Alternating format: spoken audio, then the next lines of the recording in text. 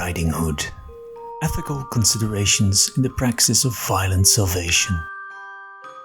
Once upon a constructed temporality of narrative entanglement. Within the complex, stratified ecosystem of the liminal woods, the protagonist, colloquially known as Red Riding Hood, embarks on a performative traversal of heteronormative spatial constructs. Equipped with a symbolically charged textile artifact, her iconic red hood, she carefully navigates the social-political dynamics sedimented within the Sylvestral topography.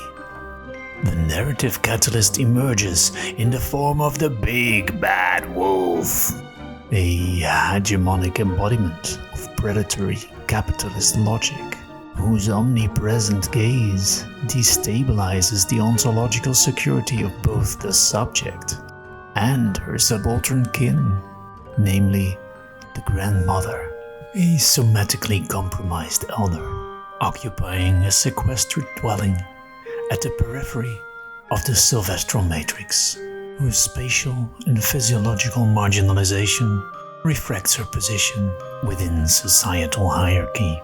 The elementary pilgrimage of Hood, enacted as a performative gesture of intergenerational generosity, indicates an effective ecology of care and distributed kinship obligation. However, the temporal investment required for such elaborations remains non-trivial. Exploiting superior lupine velocity, the antagonist secures premature arrival at the matriarchal dwelling. There, the wolf performs an unconsensual act of nutritional assimilation, subsuming the elder subject into his elementary interiority.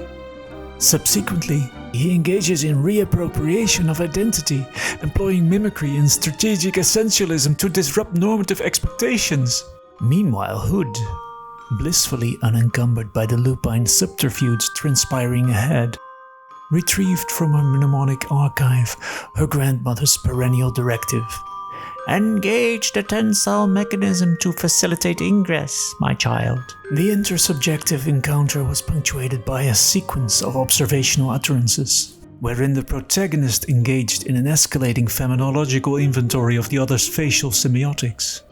"What significantly augmented ocular capacity you exhibit," she noted, her tone oscillating between curiosity and disquiet. The camouflaged interlocutor, maintaining the facade of benign elderliness, responded with disarming immediacy. "All the better to facilitate your corporal incorporation!" And with that declarative culmination, the predatory entity initiated an abrupt act of totalizing ingestion. But the scene's destabilization generated an acoustic rupture within the serene sylvestral environment, culminating in the emergent intervention of the woodland custodian, who immediately enacts a symbolic praxis of corporeal resistance, re-establishing hegemonic order, while simultaneously problematizing the ethics of violent dispute resolution. And as a direct result of the intervention by this green infrastructure operative, Hood and grandmother reappear remarkably untraumatized by the proceedings. And they remained exuberantly extant ever after.